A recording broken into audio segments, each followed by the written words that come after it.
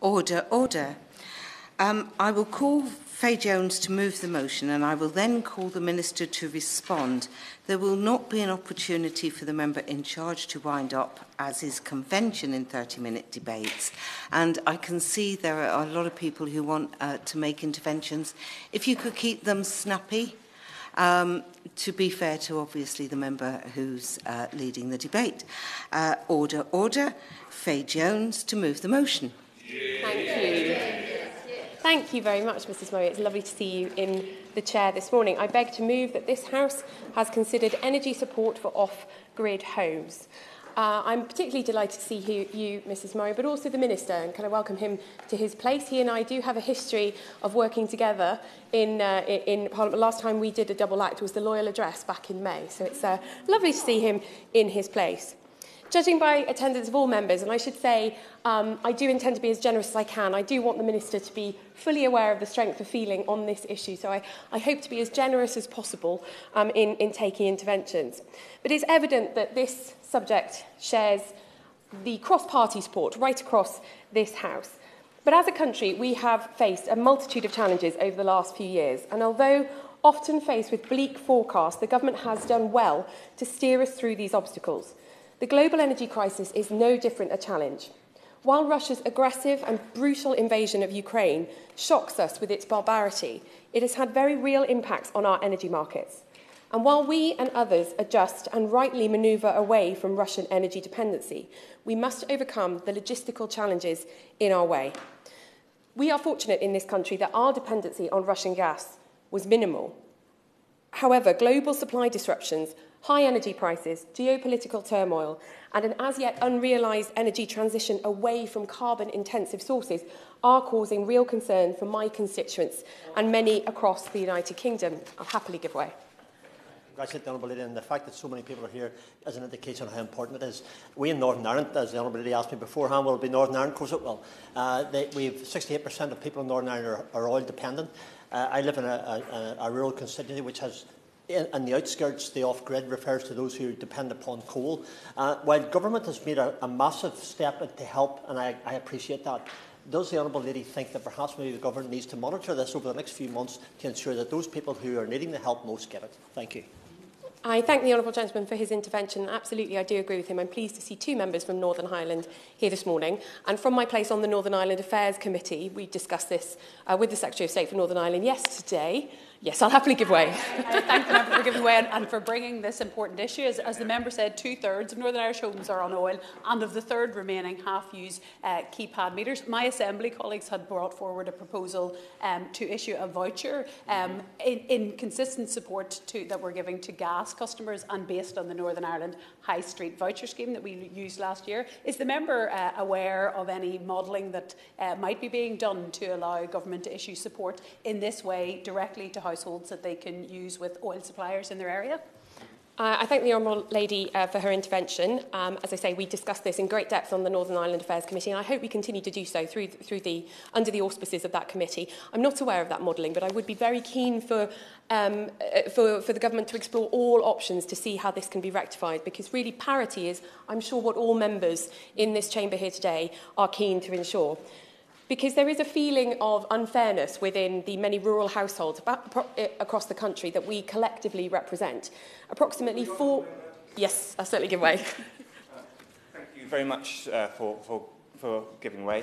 It's vital that all those who live off-grid, 12,000 across my part of the West Country, get additional support to reflect their increased vulnerability to price rises. This includes those who use heating oil, those who live in park homes and those who use solid fuels. The £100 offered by the government simply doesn't come close to the scale of price increases we've seen, but I'm concerned about the speed. The Honourable Gentleman should be making a short intervention, not a speech. Thank you. And so any additional support, I suggest, should be reaching households quickly. Does the Honourable Member agree? I thank the Honourable Gentleman for his intervention. I do think the government has done extremely well, as I will talk about in my speech. The issue of park homes has been rectified, and I commend the government firmly for doing that. But I do want to see further support for off-gas grid homes. This government has mobilised a rapid response to the energy crisis earlier this autumn and is consequently supporting all households through a variety of means. This is the right thing to do, and I commend the government for taking that approach. However, I am concerned that not enough is being done to support rural households. Can I just make a touch more progress? And I promise I will bring my honourable friend in. The cost of heating oil has skyrocketed this year. Consumers are experiencing a 21% increase from 2 months ago and nearly 60% increase over pre-Ukraine war prices. This is unsustainable for many households. People in rural areas are on average 5 years older than the national average in urban areas. They are often vulnerable and especially susceptible to a change in energy prices. And on that point, I'll happily give way to my honourable friend. Thank you. My honourable friend is very generous, and may I congratulate my honourable friend for securing this debate, a very important issue for all our areas. Her part of the world and rural Cumbria, people rely on off-grid in terms of heating oil, LPG, biomass, wood, etc., households and businesses, and we welcome that the government has recognised this. But would my honourable friend agree with me that £100 needs to be looked at? Often people have to make minimum orders of 500 litres, and so very much we urge the government to do more to address this important issue. I thank my honourable friend for his intervention. His constituency is much like mine, with very challenging topography, often with older housing stock that leaks energy. And so he and I share the same concern. And I do want to see the government look at the amount of support that has been offered to rural areas. So far, the government has introduced a series of short-term measures designed to assist the lowest income households through extraordinary times. It's an ambitious and comprehensive package of support, which is necessitated by the severity of the situation at hand. It rightly supports the most vulnerable in the short term. However, on rural homes, it is lacking. Only £100 has been announced so far, and I am confident that the government go further. My concerns at the moment is that the Chancellor on Monday announced a review of the energy price guarantee so that it will no longer apply for 2 years but 6 months, and in April we will look to introduce a targeted system of support. My concern at the moment is that if we do not do more now, we will increase the number of those who are considered more vulnerable later this year. Let me give way to the honourable gentleman.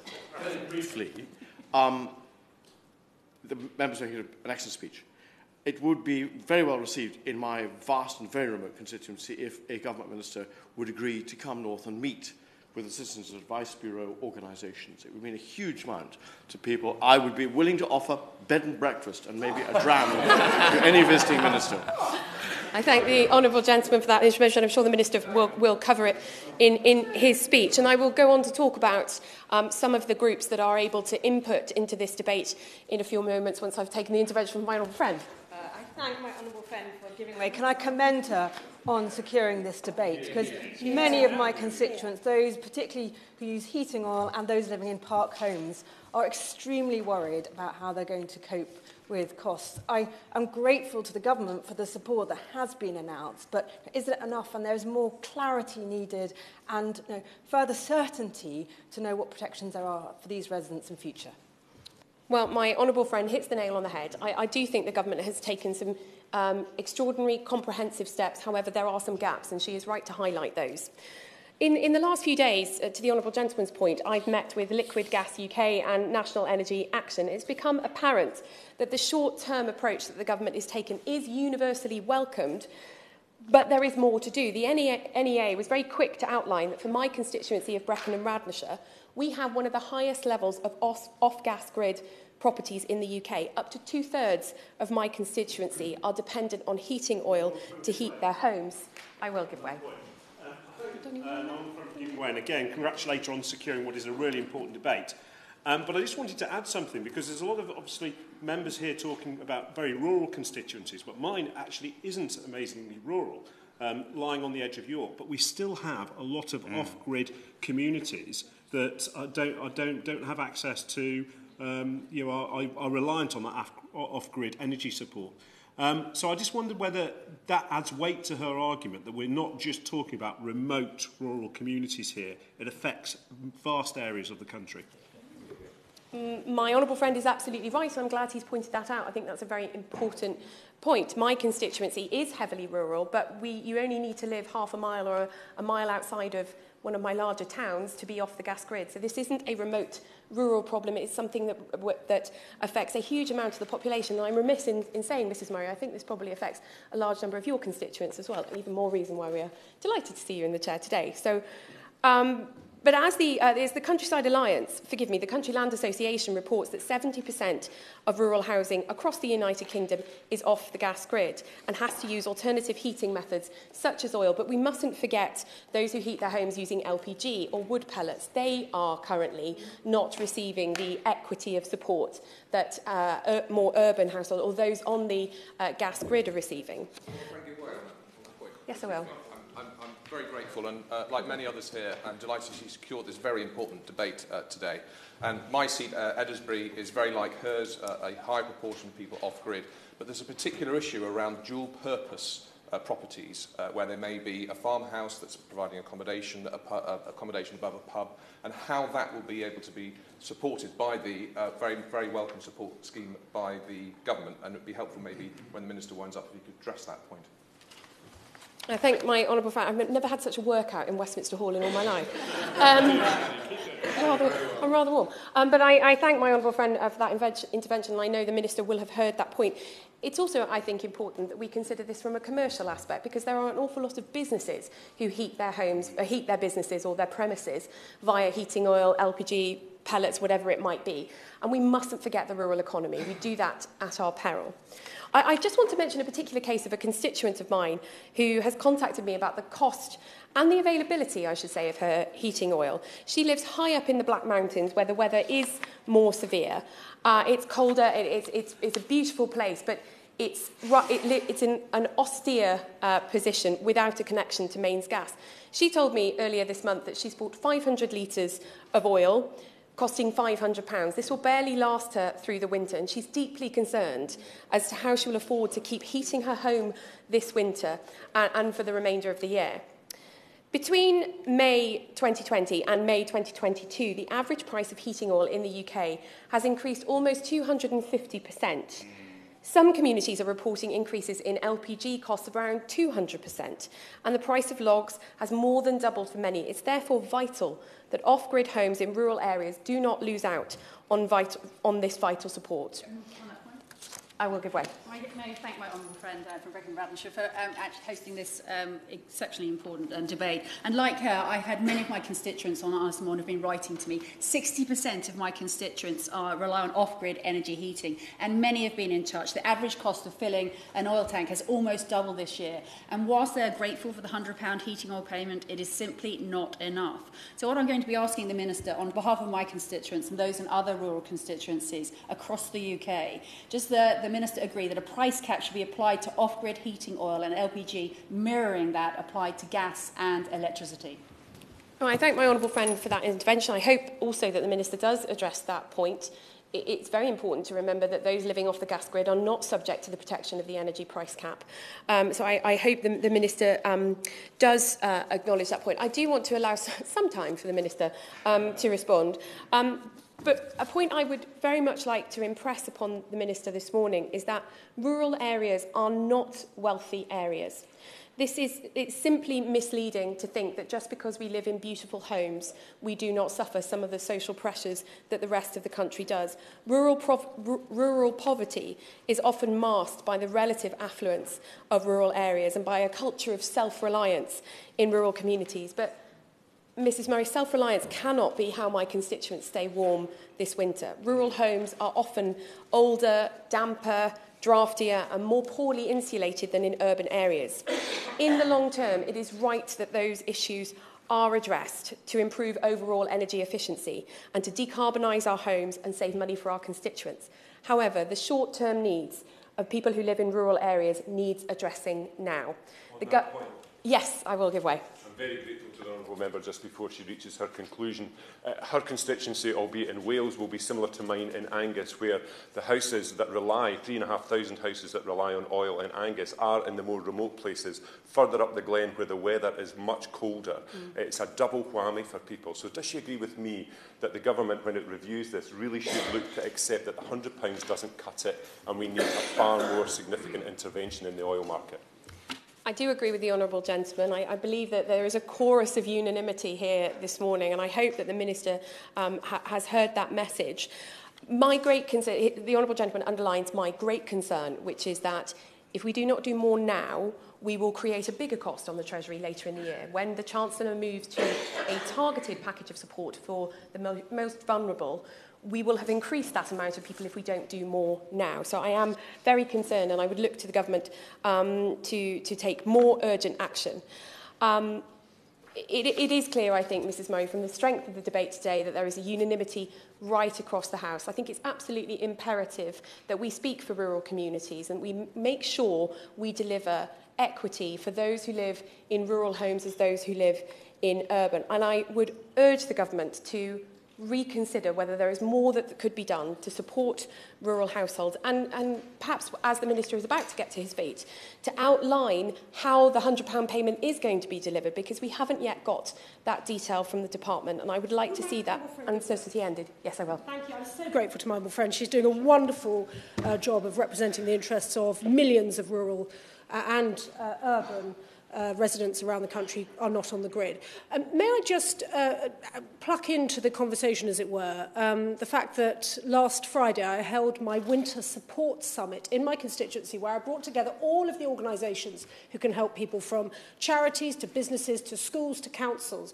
And just to help the Minister, there are some schemes that very, very large energy companies are running to help the most vulnerable. I encourage honourable members to look into this, because there is some help that can support the work that I'm sure the Minister is about to tell us about.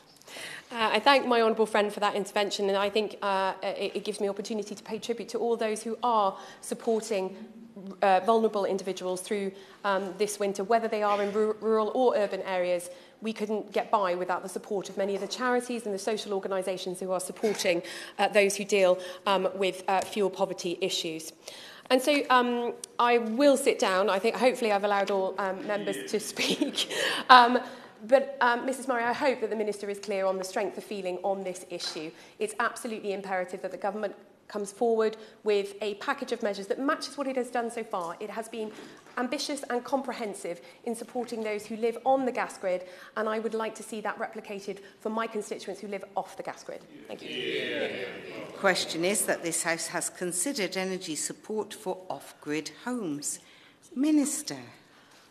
Thank you, Mrs Murray. It's a great pleasure and privilege to serve under your chairmanship, I think, for the very first time. And can I congratulate my honourable friend, the member for Brecon and Radnorshire, for securing this important debate today. To all those colleagues, and you can just see how motivated rural colleagues are, I'd like to say right across the House. Because, you know, we have the Liberal Democrats here, we have Plaid here, we have the SNP here, we have the SDLP here, and, of course, a large mass of Conservative members. But it's pretty shocking, Mrs Murray, it is pretty shocking, given the importance of this debate, given the topicality of this issue, that Her Majesty's opposition don't even bother to turn up. So can I thank everyone else for doing so and taking this issue seriously. And those colleagues who will know that I've been long involved, my constituency has a lot of people who are off-grid. I've spent a lot of time fighting the inequities of government systems of support, which too often have a shape all around the urban, and ignore or try and fit the rural into some urban pattern, which doesn't work. And too often, you know, the system under successive governments has failed properly to recognise the needs of rural areas, who perhaps, because of their natural grittiness, perhaps put up with it more than they should. But I give way to my honourable friend. And I welcome him to his position and congratulate my honourable friend on a brilliant debate. He talked about the equity between off-grid and those who have access to it. For people who've contacted me in South Suffolk who are on heating oil, for them one of the key issues is that it's not regulated. There is no cap, etc. Is it not the case that in practice this may be difficult because of the size of the producers, but that therefore perhaps the issue is competition? And can he assure us that he keeps the competitiveness of the market under review? Because the worry I have is that as it gets tougher, you get more agglomeration, and that is actually how you get higher prices in the long run. Well, my honourable friend, as ever, especially in these sorts of issues, is absolutely right and has gone to the heart of it. The government recognises and understands the pressures people are facing with the cost of living, and this is, of course, a deeply worrying time for many of our constituents, and we will continue to listen to their concerns, as have been so well expressed by so many colleagues today. Wholesale energy prices have been rising due to global pressures, and the UK is hardly alone in feeling the pinch. One of the most important things as we step in, and it's important to recognise just how significant that has been by this government. Back in May, there was a £37 billion announced, which has altogether meant that the most vulnerable households are receiving £1,200 a year, £100 a month, before you get to the energy price guarantee, before you get to the alternative fuels payment. And it's important to put that on the record. So there is a lot of support for all more vulnerable constituents and rural constituents too. But I thought, what the hair that is running, and which has been repeated by my honourable friend today, pardon me, Madam Mrs. Murray, has been that it's inequitable. Because on the face of it, the £100, that can't possibly, intuitively, it doesn't feel right. Doesn't feel the same. So what I'd like to do is just take colleagues through the numbers and why, in fact, there is equity, while recognising also, as was brought up, I forget which colleague brought it up, the issue of monitoring. And I think that's absolutely important. And the government, to be clear, is going to monitor the situation going forward. Heating oil, just to get over in the first place, has risen more than the other alternative fuels. So coal, biomass, etc., have risen over the last year. And what we've looked at is we've said, right, we've got to draw a point in time. We've said, let's look at what the situation was going into winter last year. Let's compare that with this year, and let us seek to provide protection. So we've looked from effectively September last year to September this year. And we've looked at the numbers. And as I say, LPG has risen, coal has risen, biomass has risen by less than heating oil. And heating oil, the average price in September 2021 was 40.6 pence per litre in Great Britain. In a year later, that average price is 100.3. So for those who talk about 60% and other things, it's actually more than 100%. It actually comes to 147% rise. And the average demand for heating oil over a year, because the average use is 1,514 litres in Great Britain, is £615. And that has gone up to £1,415. A serious impact, especially on those with least, but I've already talked through the £37 billion package as well. The difference from the current bill is around £100. That has been the rise. And if you look at on-grid, without the energy price guarantee, the cost of heating the average on-grid home would have been increased by approximately 220% in that same year to October. The energy price guarantee lowers this increase thanks to government intervention, pretty unparalleled government intervention to support people, which I think this government can be proud of and should probably do an even better job of trumpeting. Over the same period, the price of heating oil rose by 150%. So it's been dampened by the EPG for on-grid to 130%, probably due to market competition and perhaps lack of government intervention. That competition meant that the heating oil, I'm not saying that's the entire explanation, rose by 150%. And that's where the £100 come in. And so I can tell you, and I would beg colleagues, particularly on all sides of the House, frankly, to stop the hair running. There is comparable support. I can say to someone with so many heating oil, heated homes and LPG in my constituency, it is comparable. Now, the question would then be, but what about going forward? What if it spikes? That is why, quite rightly, colleagues have pressed me and the government to monitor that situation and be prepared to intervene if it is necessary. I can't pledge precisely that intervention would happen, but we are going to monitor precisely with a view to being able to intervene if necessary and maintain the equity, which I can assure colleagues across the House is in place. I give way to my honourable friend. I'm extremely grateful to my right honourable friend. Can I thank him for putting that explanation on the record?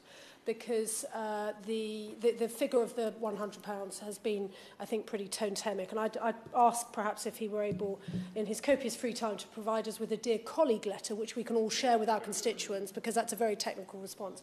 May I also acknowledge the enormous help that the government has provided to people on the grid as well. The energy price guarantee, incredibly welcome, and indeed the vulnerable household payments he's set out. All very well and good. The next question I'm bound to ask, and I've sent some PQs to him, is when? Order. Short interventions. When will the payment be made? I apologise, Madam Chair. Let me return to my scripted speech, which I seem so far to have entirely ignored. If I may, and I hope I will get to answer that too. The Energy Bill Support Scheme, which is important to remember. There are so many. I struggle with the acronyms myself, and I'm responsible for them. The Energy Bill Support Scheme provides £400 per household to assist with the cost of rising energy prices, and in most cases is being delivered automatically through domestic energy suppliers. There is a small proportion of households, including off-grid homes, who will experience increased energy costs but don't have those domestic energy supply contracts. I can assure you that the government is committed to ensuring they do receive the support for the energy costs, and we are working rapidly to ensure that off-grid households will be able to apply for the scheme. So we've got a balance. We don't have some centrally controlled society. We've got a balance. We don't have a database of everybody. They're not forced to register. And so we're finding practical ways and looking to find designated parties to help administer that, and trying to make sure that we do so in real time this winter, because having a perfect system next winter is no help to people who need help now. I'm going to press on just because I know I've got so little time left. In addition, the alternative fuels payment is an additional one-off payment of £100, as I've talked about, and it does provide that equity. Both schemes will be delivered across the UK, and we've been working closely with devolved administrations to understand how best to deliver it. It's important that all households, including harder-to-reach households not benefiting from the energy price guarantee or automatic energy bill support, receive support from the government this winter. And we had a question earlier about park homes and then also around farmers. And our aim would be to have a system that ensures that each household does receive that. And we were looking to find the right, in Northern Ireland and GB, it's different in terms of who can be the counterparty, to make sure we have that in place. Some of it will be more administratively burdensome than others, but for the most part, we're able to do things automatically and consumers have to do nothing. Will he bear with me? I realise I've only got so little time left, and I'd just like to put this down the record. The government is seeking to ensure that nobody is inadvertently excluded from the generous package of support that is being provided. And as the Chancellor emphasised in the statement on Wednesday, the government's priority will always be to support the most vulnerable. That's why we are ensuring that individuals not covered by other schemes will be able to apply for the £400 of energy bill support and, if relevant, an additional £100 alternative fuel payment. I will give way to my honourable friend. My honourable friend very much. And having sat and looked at this as Exchequer Secretary in the Treasury point of view, he's absolutely right about some of the points he's made about the complexity of helping people who are off-grid, and also the competition in the heating oil market. It's been very helpful how he set out the figures on that as well, the rationale for that help. But can I push him to continue to address the need for reassurance for people in the what-if happens if prices do go up further, and the need for clarity, for instance, for people in park homes? Yeah. I completely agree with my honourable friend, and part of a lot of government is communication as well as getting policy right. And I think the Dear Colleague letter, working with colleagues, I hope across the House, to get those messages out so that we can land it. I'm sure no one would want to run maintaining something wasn't fair when in fact it was, but we've got to get that out there, and it's our responsibility to do that. I will give way to the honourable gentleman. Very briefly, in addition to off-grid homes, can you also ensure that there's further consideration for the support for off-grid businesses? He's absolutely right, and of course there's two parts to our intervention: one for business, one for